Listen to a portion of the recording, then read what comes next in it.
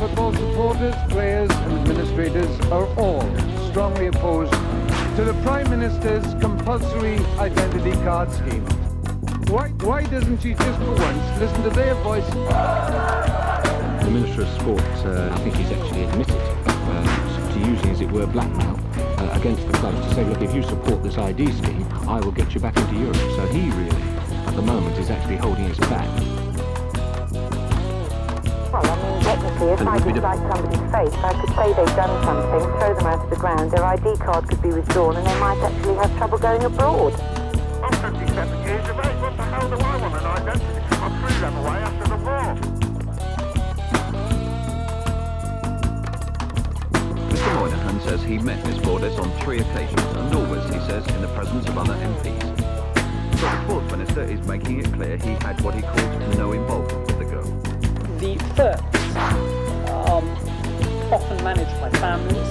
The running of them is in a very highly sophisticated hierarchical structure. Often the people who have started a lot of the problems have been sitting in the comfortable seats indicating to others to start a movement down on the terraces, where people who would in no way go to football to become involved in a punch up or whatever are aggravated and become involved in fighting. So certainly I want to stop people thieving at football matches, just as I want to stop people hitting each other. Nicholas Ridley says hooliganism is a real threat which must be countered by the law.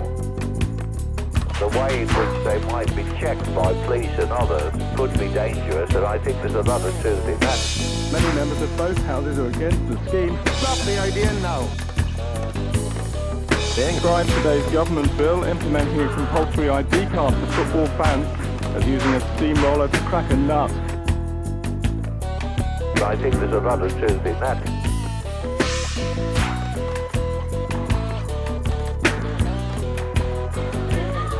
We're going to go ahead with the scheme, even if they don't want to. Undoubtedly there is a general climate of aggression. It is one that is associated with almost a euphoric, tribal reaction.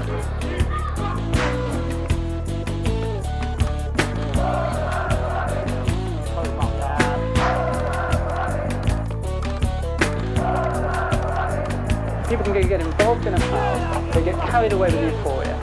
They get carried away with euphoria. There's the chanting that goes with that. And in that crowd, they lose the sense of responsibility.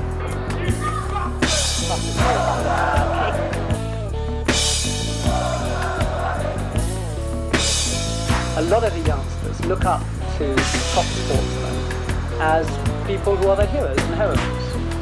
And if rackets are thrown at Wimbledon, there are kids who imitate by example. If we had 6,000 arrests in rugby league, or boxing, or angling, or women's hockey, or racing, then it would be the duty of government to take action for that sport. I would like to see, and government would like to see at the moment, the exclusion orders extended. A national membership scheme in a clearly defined area with specific access can be very effective. The interesting point about the bill is it actually protects individual liberty more than currently exists for the football supporter. They take their shoes off, they get their name, addresses, they take a photograph of them, and they'll eject them.